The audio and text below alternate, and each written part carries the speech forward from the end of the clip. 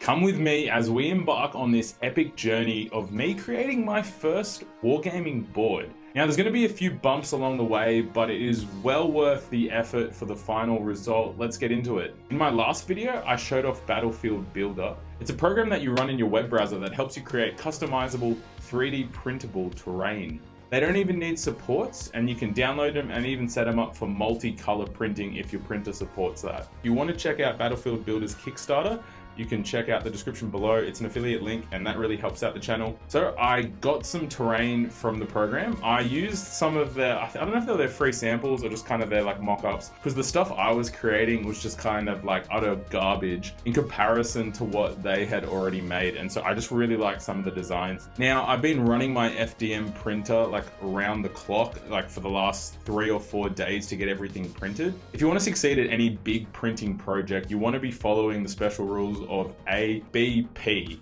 Always be printing.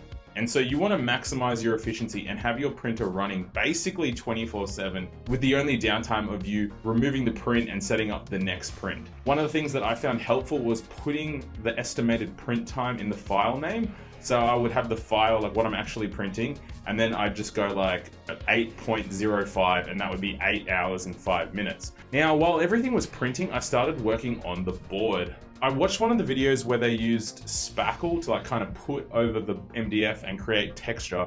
And the first thing I had to work out is, what in the world is spackle? Because I haven't heard that before, but I think it's just what they call a certain type of material. I Googled it and the Australian equivalent is just gap filler. So I just bought some gap filler from the local hardware store, and it was just this small tub. I think it was like $8 or $9. Came home and started putting it across the board. This was kind of where the first mistake happened, because I just covered the whole thing in that gap filler.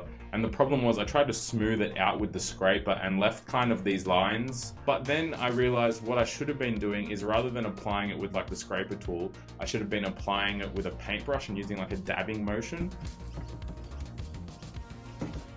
And so I did that afterwards, and that basically really gave it kind of the grainy, I don't know how to describe it, but just like the texture that would be great for like easy dry brushing to add some detail. Okay, we've done one layer and you can't really see it because of just how bright it is, but it's pretty good. So we're gonna do one more and then we'll see if that's enough texture and that I'm satisfied with that. So I did that all over the whole board, and then I went and got some of my sand texture paint from Vallejo and just kind of tried to blend those rigid lines that I had left before just to kind of smooth it out.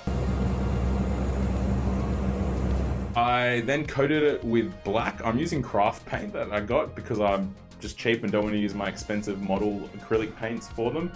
I then got the airbrush out and tried to blast through this cheap craft paint and did not thin it enough. So I went with a gray, and that took a bit of time to just kind of get the consistency. I think in hindsight, one of the things that I should have done was thinned the paint, not in the airbrush's like paint pot, but just in a different container and then pour it in. Because I think the thick paint had already clogged the airbrush before I even had started thinning it. I then basically kind of just went in with brown as well, and then just trying to get like some gradients with grays and some gradients with browns, just to kind of build up some texture. All I am about is just lots of variation, lots of different kind of colors, just to give interest, so it's not just plain and one color.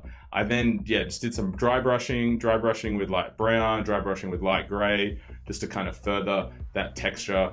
And then later on, when I'm inside, I come in again with a white and then like a beige. Is beige the right color? Like a tan. Now that the board was pretty much done, we moved on to the terrain. Once the terrain was all printed, I had to clean them up. Okay, this is all the terrain I need to like clean up, and like, so I just gotta clean them up and then just kind of file them down a little. Now with the brim, I don't know if I necessarily needed it. I just thought it'd give it a bit of extra stability because I'm printing like kind of tall, thin, vertical things. But we don't know. I should have maybe experimented with one wall to see if it needed the brim, because that would have saved me a bit of time, because you got to cut the brim off and then sand it a little just to smooth it out. Then this is where things started to go even more downhill. I primed everything white.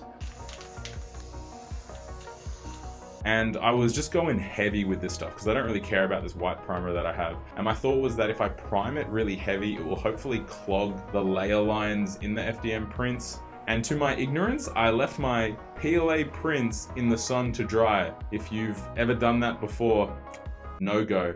So basically the PLA slowly warped because of the heat. Look what you've done! I'm melting! Melting! And it's one of those things that I didn't actually notice until I started doing the brown layers. Yo, what up, gamers? So we've had some interesting development. So this isn't Battlefield Builder's fault, but I don't know if it was the spray can or if it was just the temperature. Like, did I leave them out in the sun? Yeah, interesting, very interesting. We're gonna spray them, and then what I might do is just heat them up and try bend them back. I only have two options at this point. It's either start again and scrap them, or try bend them back. And so basically anything that was quite warped, I would just leave in the sun and then just try bend it back afterwards. It's not ideal, but I think I got it to the level that I was happy enough with. Still bendy, but yeah, less dramatic. I then also drilled some spots for 4mm magnets. Battlefield Builder has like a preset for, I think it's a 3mm size magnet, like a circular magnet. Yeah, I have a whole bunch of 4mm, so I just needed to widen those holes. This is something that I probably should have done like in the pre-printing process, but this is what happened. I'm not sure if Battlefield Builder, you can adjust those holes, like the size of the sockets. Like, in my head, as a non-programmer, I think it would be easy to have an adjustment like that. But then again, I don't know nothing about real coding and stuff, so it could actually be a tricky thing. But it's nice to have these buildings that you can take apart and then, yeah, just the magnets kind of put them back together and hold them strongly enough that they won't like tip over during a game. Now to the painting, this is still using craft paints, you know, this channel doesn't cover all my hobby supply expenditure or whatever you want to call it. So like, we're still using craft paints.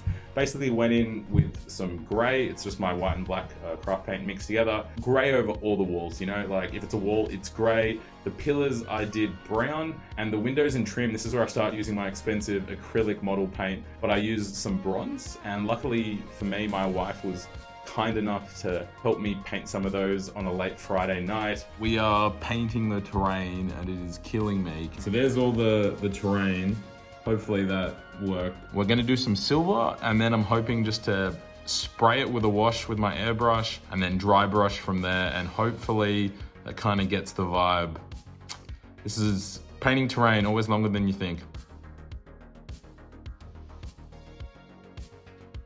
Like the great Shrek said, layers.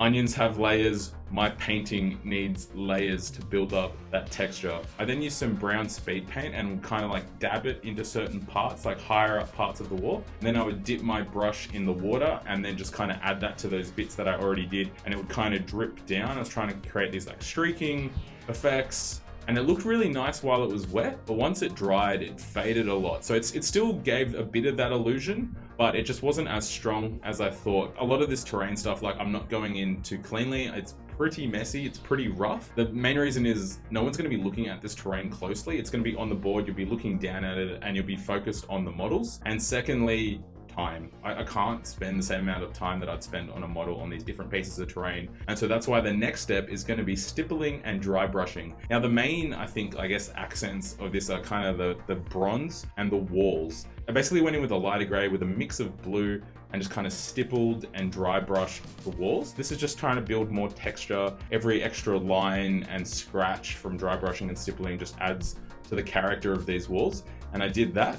After that, I went in with a brush and tried to kind of almost do these rough edge highlights, rough scratches. This was like a white with a tiny bit of blue in it, and I think that really worked well. With the pillars, I dry brushed it with a tan color just so it gave that illusion of, I don't know, not sandstone, but that kind of like, I don't know what that stone is called. The last thing that I did was just kind of add blood effects to the board, and like some of the walls, I added some blood splatter. I think that just kind of adds the goriness of the battle and everything like that. It's all about just adding depth. The more colors you can add, the more visual interest that piece of terrain has. It's the funny thing of like, this terrain looks awesome when I'm about like a meter away without my glasses on. But when I put my glasses on, it still looks okay. I think the main selling point is you look at it as the board and not the individual pieces of terrain. Like you're looking at the forest rather than the individual trees. I'm really happy now to have my own board, and I'm hopefully going to be playing a game on it maybe tonight. If you want to watch my quick review of Battlefield Builder, you can click this video. Otherwise, thank you for watching and happy hobbying.